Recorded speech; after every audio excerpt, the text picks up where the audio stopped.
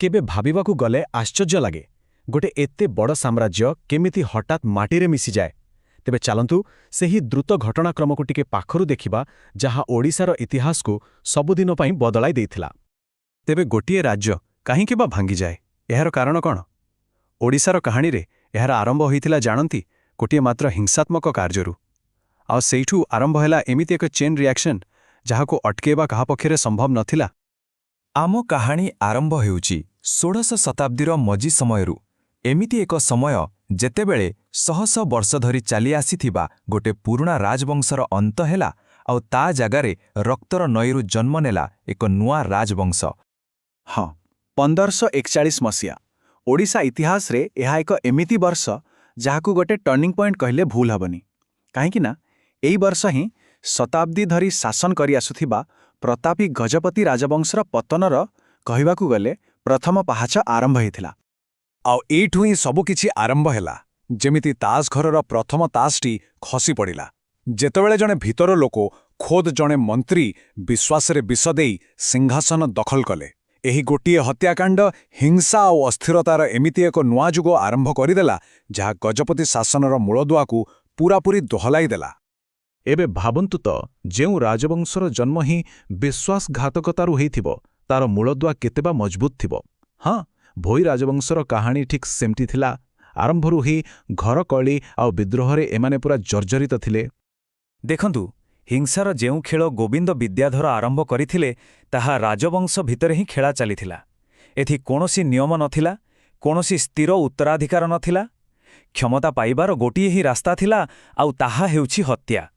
एथिरु स्पष्ट जणा पडुथिला जे राजवंश भितरे एकता बोली किछि नथिला। तो एही घर कलीर फल कौन हैला?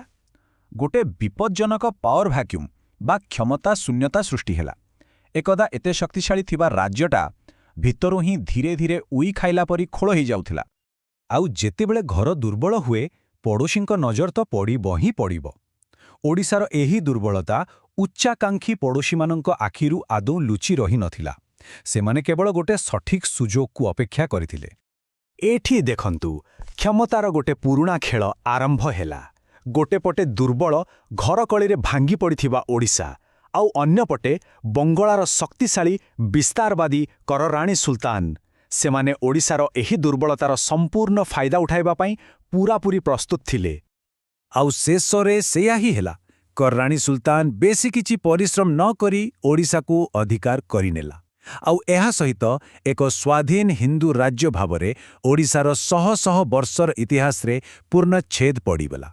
सतरे एहा ओडिशा पाई गोटे जुगर समाप्ति थिला। किंतु कहानी एतिकिरे सरी नथिला। करराणींकर एही विजय तांकठारु भी आहुरी एक बड़ साम्राज्यर नजर को आसिला आउ सेमान थिले मोगल। एठू कहानी एक नुआ आहुरी जटिल मोड़ नेबाकू जाउथिला। एही जेउ कटक संधि हेला यह प्रकृतरे कोनोसी स्थायी समाधान नथिला। यह केवल एक अस्थायी युद्धविरति थिला। काहेकिना मोगलमानंकर लक्ष्य थिला पूरा पूर्व भारत को निज अधीन को आनिबा आउ सेथिपई ओडिशा खूब गुरुत्वपूर्ण थिला।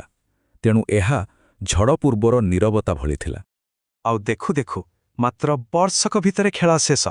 कराणींक प्रतिरोध को मोगल माने पूरापूरी भांगी थिले। ओडिशार भाग्य पुणी थरे बदली गला। एबे एहार नियंत्रण सीधासळख मोगल साम्राज्य हाथकू चलीगला। तेबे ओडिशार स्वाधीनता हराइबार परिणाम कौन हैला? यह केवल राजा बदलिबार कथा नथिला। एही पतन एही अंचलरे एमिति किछि गभीर आउ दीर्घस्थायी परिवर्तन आनिला जहा केवल राजनैतिक सीमा भितरे आबद्ध नथिला। एही समयटा ओडिशार राजनैतिक धार्मिक एवरिकी सांस्कृतिक परिचय को बदलाई देला। राजनैतिक अस्थिरता केवल सिंहासन को प्रभावित कलानी, यह मंदिर ध्वंस एवं समृद्ध साहित्यर अवक्षय भली गभीर सांस्कृतिक आघात मध्य देला जार प्रभाव आज भी अनुभव करा जाए। तेबे शेषरे प्रश्न उठुछि, बड़ शत्रु किए? घर भितरर दुर्बलता ना बाहरु आसुथिबा आक्रमण?